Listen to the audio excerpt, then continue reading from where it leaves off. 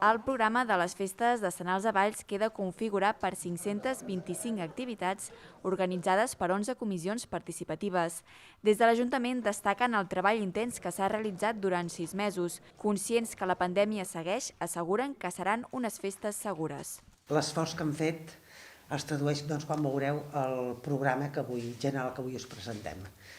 Jo ho he estat dient que aquestes seran les decenals de la represa, unes decenals de la represa, però unes decenals segures.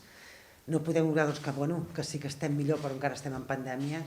Per tant, per part nostra, amb totes les mesures que calguin, ho hem estat dient, certificat Covid, demanem que la gent, si vol, ja ho dic, si vols decenals, vacuna't. Unes festes que recuperen actes tradicionals i inclouen propostes culturals, infantils, lúdiques i esportives. De moment ja s'han venut més de 20.200 localitats de les 43.000 posades a la venda. És sobretot un programa ric, divers, plural, que compagina tradició i innovació, propostes per a tots públics, per a totes les edats. Per primera vegada, 81 colles amb 8.400 castellers i castelleres es reuniran el diumenge 30 de gener a l'aparcament Hort del Carme. El pregoner Marc Moncosí, músic ballenc de projecció internacional, serà qui donarà el tret de sortida a les festes divendres 28 de gener, juntament amb l'espectacle de llums que tindrà un fil conductor amb la cavalgada de la llum, que comptarà amb 10 cavalls il·luminats. Un espectacle que es podrà veure durant els 10 dies de celebració. Les decenals també tindran reconeixements en femení. Un d'ells serà per la feina altruista de la dona en la festa.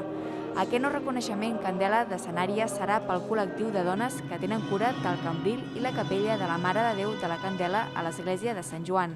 Les decenals se celebraran entre el 28 de gener al 6 de febrer, però dies previs la ciutat ja estarà activa amb diverses iniciatives.